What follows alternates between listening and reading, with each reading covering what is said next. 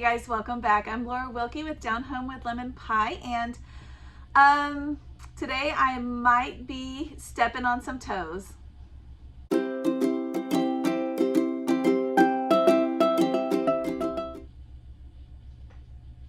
Alright guys, yeah, this is a big video. I have actually not done a video like this on this topic in the past, but it is an important one, and at Halloween I just spilled the beans about why we do not do Halloween in our home. I expected to get a lot of kickback on that, and I expect to get that with this one as well. So we will see. I actually didn't get as much kickback on the Halloween one as I was expecting, but yeah, this year I'm going to talk to you guys about why we have chosen in our home. Years ago we decided not to celebrate Santa and not to do Elf on the Shelf. So this is a huge controversial topic. A lot of people see this as like you're an extreme Christian if you do not do these things in your home, you know, and they say Elf on the Shelf is not that, it's not this, it's not that, it's just a fun game. Same with Santa, it's just fun, it helps the children have a happy childhood. They get to have these magical, you'll hear that a lot, magical experiences, when actually in the Bible, magic is looked down upon. So take that as you will. But what I want to say is we in our home decided years ago to stop Elf on the Shelf and stop Santa.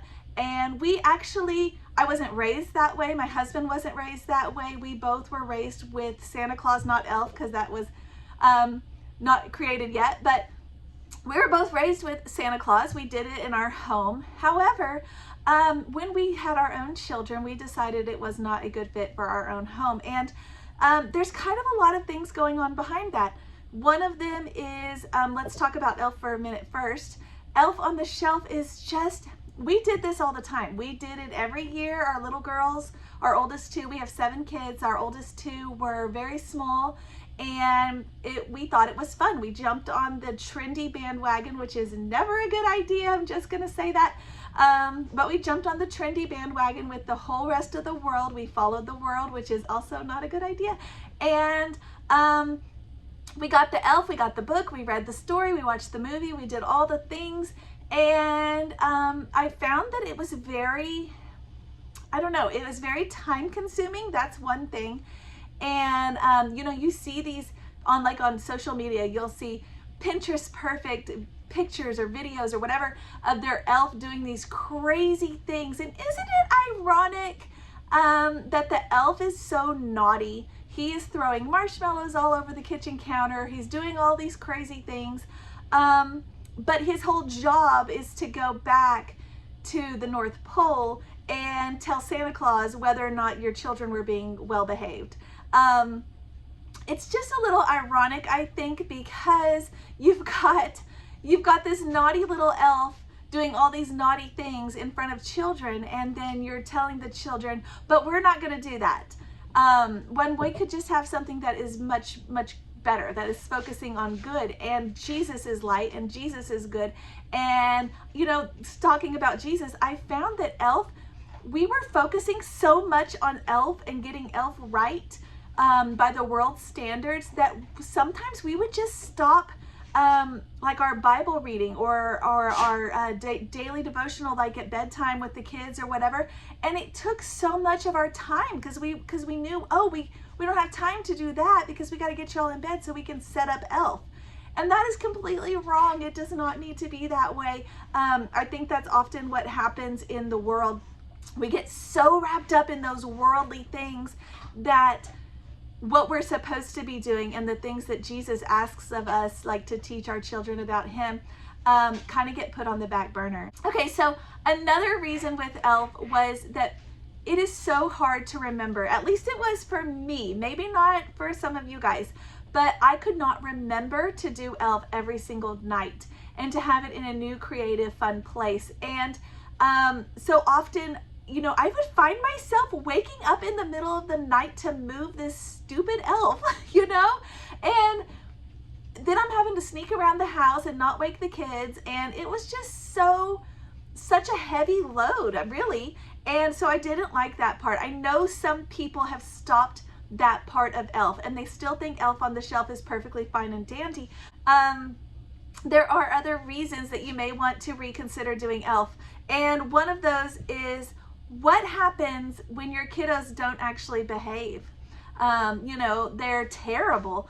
And, you know, kids are like that. They're human. That's their nature. And what happens when this supposed elf goes to, at nighttime to tell Santa that they were naughty? Then what? Does Santa really not going to bring the presents? Really? Are the parents really going to withhold the gifts? I know that, you know, we would do like, oh, well, now Elf can't move for a couple days and this and that. And it just felt like with every other worldly thing, with Halloween, you've got Easter Bunny, all these things, it just felt like we were building lies upon lies upon lies and telling our children one lie after another. And in such a way that it was so joyful and good, I guess, for the kids to experience these lies that their parents are telling them. And at the same time, we're trying to teach them not to lie and to do, you know, to follow the 10 Commandments and all these things, but we're going to turn around and do those exact things. So it sets parents up for failure. It really, really does.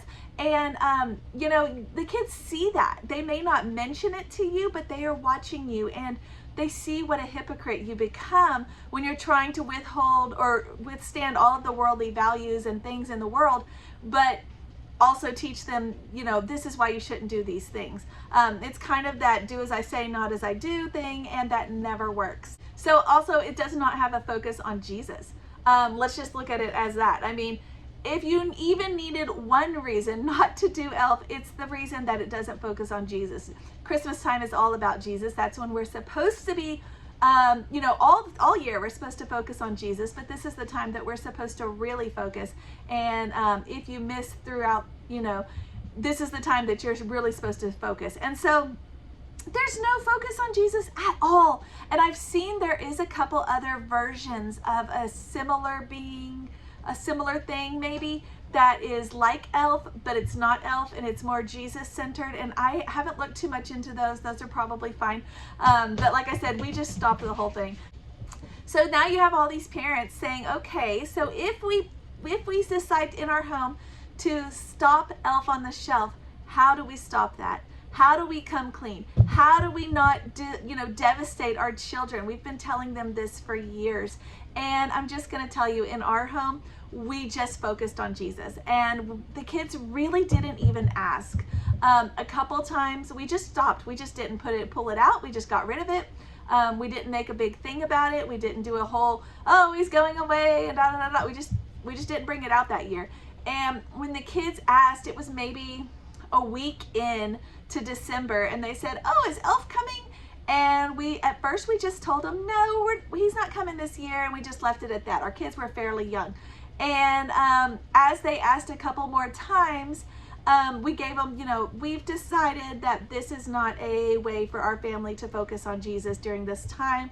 And we just came clean, and we told them, and they already knew. They already knew that it was mom and dad. They knew that it was a game. They knew all this stuff. But they were pretending for our sake, okay? And I don't ever want our children to pretend something for us, like to make us feel better. So, so when we told them that, we also told them about Santa. And at the same time, we stopped both at the same time. And some of the children were surprised, and some of them already knew or had suspicions, because Santa has all of the same stuff. It has, you know, that make-believe thing. It has lies that you have to tell the kids because they start asking questions, and you're having to come up with lies to go over the lies. So yes, you've got this magical guy who comes in your house and brings presents. That's like the first year. And then after that, they're saying, well, he doesn't fit down the chimney. How does that work? Or we don't even have a chimney. Or how does this work? Okay, so now you're coming up with how he gets in the house. And then Well, but how does he go all the way around the world? Now you're coming up with another lie for that. And how does he make all the toys? Okay, now you're coming up with a lie for that. Then you go up to Walmart, you go to Target, you go wherever, and they're selling toys. Well, why are people buying toys? Why are they selling toys if Santa makes the toys? Oh, he brings them to the stores or whatever. None of it makes sense, and it just starts building lies upon lies. And what it's ultimately probably teaching your children is that what you're telling them is not going to be true. And that is a really good thing for Satan to have you teach your children. And it is a really good thing for him to have you teach them that, because now he doesn't have to. So let's just think about look at the Christmas song, Santa Claus is Coming to Town. Have you ever really thought about that song? Santa Claus is coming to town. Think about Revelations. Jesus is going to come, right? He sees you when you're sleeping. He knows when you're awake. He knows if you've been bad or good, so be good for goodness sake. Oh. Okay, so is there a being, is there someone real that sees us at all these times, who knows our hearts, knows when we're good, knows when we're bad? There is. And his name is not Santa. And for us to teach that to our children and to tell them, you know, there's this magical being and he sees you and he's watching you and he sees you all the time. He has all these helpers at the stores and they're watching you. Number one, that's a little creepy. And number two, how are they going to attribute Jesus when they find out that that's not true? And it's so similar to Jesus, you know, that Jesus can see you, God with us. That's what Emmanuel means, you know, that song. How do we tell our children, well, this magical being who sees you when you're sleeping and knows when you're good or bad, and that I've been telling you for years is providing you with these gifts, that it's really me providing you with these gifts? How are we going to tell our children he is actually not real when they figure it out, but Jesus is still real? Okay, because if you start getting into that wishy-washy, those little lines, you're gonna start having problems. And we wanted to cross that battle before our children had to cross that battle, or that bridge, you know, trying to figure it out on their own. And I think that our children, actually I know that our children have more respect for us as parents because of our truthfulness with them on this matter. I absolutely know that our children have more trust, that their faith in God is bigger because they understand who their real provider is. We are, as parents, not their provider. God provides us with a way to provide for them, but we are ultimately not the provider, and neither is Santa Claus, a magical being that we can't see. And when you think about that, like, just the similarities alone can make you crazy when you start comparing it and you start looking at it and you start thinking about, what in the world were we thinking? And that's another thing. A lot of people don't want to admit they're wrong. They don't want to say, especially to their children, we made a mistake. We should not have done this. This is how it really should be.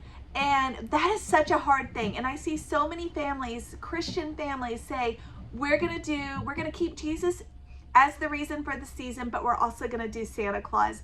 And I just don't see that that's going to work. Ultimately, your children are receiving an actual, physical, tangible gift from what they think is Santa Claus, okay? And they are receiving, ultimately, nothing that they can pick up or see from Jesus, okay?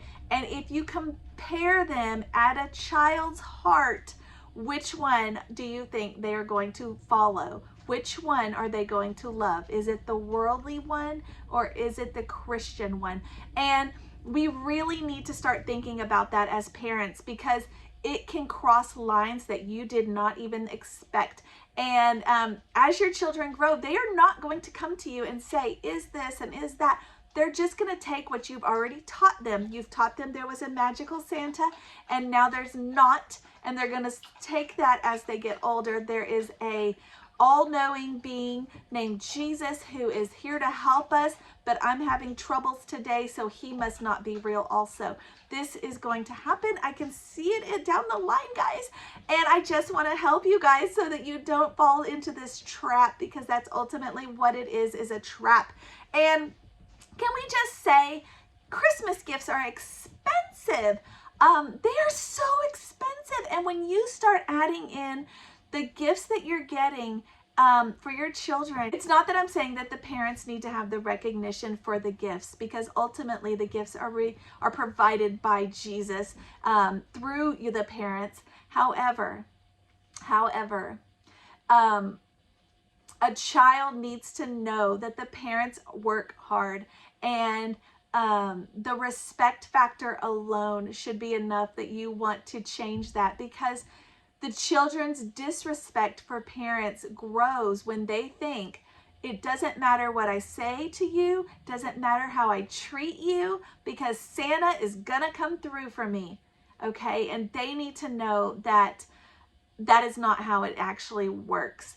You know, parents work hard, they spend a lot of time, they spend a lot of money to provide wonderful things for their children through Jesus. However, when we give all of that credit back to another being, the respect goes there with it. So the respect goes from the parents, they don't get it anymore, and now not even Jesus, Santa gets the respect. Okay, this is why you see children breaking down when they find out Santa's not real. This is why you have such a hard love for Christmas and for Santa and all the worldly things that go along with it among children, because they think that is actually going to be how it is, that there's this magical being that's going to come and give them all these gifts. And it can be so heartbreaking. So like I said in the very beginning of this video, I know it is going to get some kickback. It is a touchy subject. It's something people don't want to talk about. It's something they don't want to address. We didn't want to address it when some people mentioned it to us.